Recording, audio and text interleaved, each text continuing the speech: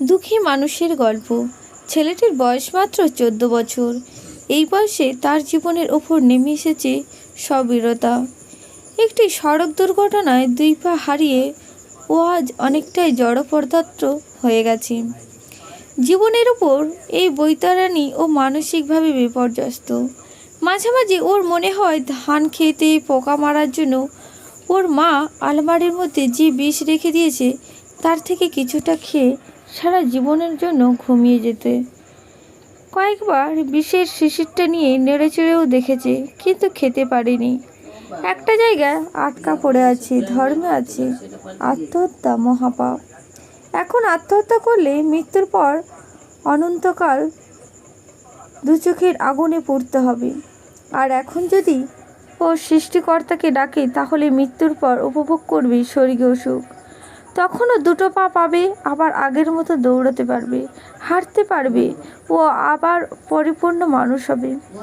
এই একটি মাত্র আশায় এবং বেঁচে থাকে পৃথিবীতে নরকের চেয়ে বেশি জ্বালা নিয়ে। ওর মা ফাতেমা বেয়ার বয়স 35 থেকে 40-এর মতন। এমন কোনো কষ্টের ঝড় নেই যা ফাতেমার উপর দিয়ে যায়নি। যেন তার জন্মই হয়েছে শুধু কষ্ট পাওয়ার জন্য। গরিব ঘরের মেয়ে সে। 1 বছর বয়সে মাকে হারিয়ে সৎমায়ের অত্যাচারে দুবেলা না খেয়ে না দিয়ে কোনো রকমে বেঁচেছিল।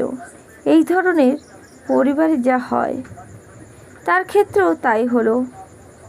অল্প বয়সে বিয়ে হলো তার এক গৃহস্থের ছেলের সাথে। অনেক নতুন স্বপ্ন নিয়ে সে বিবাহিত জীবন শুরু করলো ফাতেমা। কিন্তু বিয়ের রাতেই বুঝতে পারল তার স্বপ্নের পরিসমাপ্তি। তার হলে বিয়ের রাতেই পানি দিতে সামান্য দেরি হওয়াতে মার খেতে হয়। ভোর না হওয়াতেই শুরু হলো শ্বশুর শাশুড়ির অত্যাচার। নতুন বাড়িতে সৎমায়ের অভাবটা ভালো করেই পূরণ করে দিল শাশুড়ি। ও বাড়িতে তাকে মধ্যযুগীয় দাসীর মতো দিন রাত খাটানো হতো। এত কিছুর পরেও সে হাসি মুখে সব কাজ করে যেতে লাগলো, কারণ ধর্মে আছে শ্বশুর শাশুড়ির খেতামত করা সবের কাজ। এত কিছু করার পরেও রাতে স্বামীর কাছ থেকে মার ছাড়া আর কিছুই উঠত না। এটাও সে মেনে নিল, কারণ স্বামীর পায়ের নিচে স্ত্রীর বেরেস্তা। এটা যদিও ইসলামের কোথাও উল্লেখ নেই, কিন্তু পুরুষ শাসিত সমাজে এক প্রকার ঘৃণ্য পুরুষ এটাকে এমনভাবে প্রতিষ্ঠিত করেছে যে ধর্মেই একটা অংশ হয়ে গেছে। 3 সন্তানের মৃত্যুর পর শরীফের জন্ম। শরীফের যখন 4 বছর তখন ফাতেমার স্বামী মারা গেল। স্বামীর মৃত্যুতে ফাতেমার উপর অত্যাচার আরও বাড়ল। অনেক যুদ্ধ করে ও বাড়িতে টিকে রইল ফাতেমা, কারণ তার তো যাবার আর কোনো জায়গাই নেই। এইভাবে চলতে থাকলো। শরীফ স্কুলে ভর্তি হলো। ক্লাস 1 থেকে 5 পর্যন্ত সব ক্লাসেই ফার্স্ট হলো। 5-এ ট্যালেন্ট পুলে বৃত্তিতেও পেল। গ্রামের সবাই যখন ছেলেকে ঘিরে ফাতেমার দুঃখের দিন শেষ হওয়ার প্রহর গুনছে, তখনই ঘটল ঘটনাটা। পোড়া কপাল, এই কপালে সুখ আর জুড়ল না। শরীফ যাচ্ছিল হাই স্কুলে ভর্তি হতে।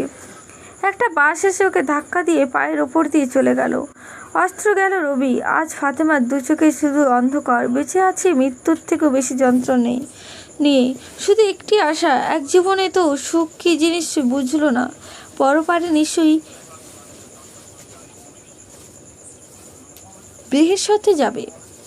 সেই সুখই তো বড় সুখ, দুনিয়ার সুখ কিছুই না। ধর্ম সফল এক কথায় মানতেই হয়। পরপারে আসা এভাবে লাখো শরীফ ও কোটি ফাতেমাকে সে বাঁচিয়ে রেখেছে। লাখো শরীফ ও কোটি ফাতেমাকে মৃত্যুর পর সৃষ্টিকর্তা সুখ দিবেন কিনা আমরা কেউ জানি না। দিলে ভালোই হতো, তাই না?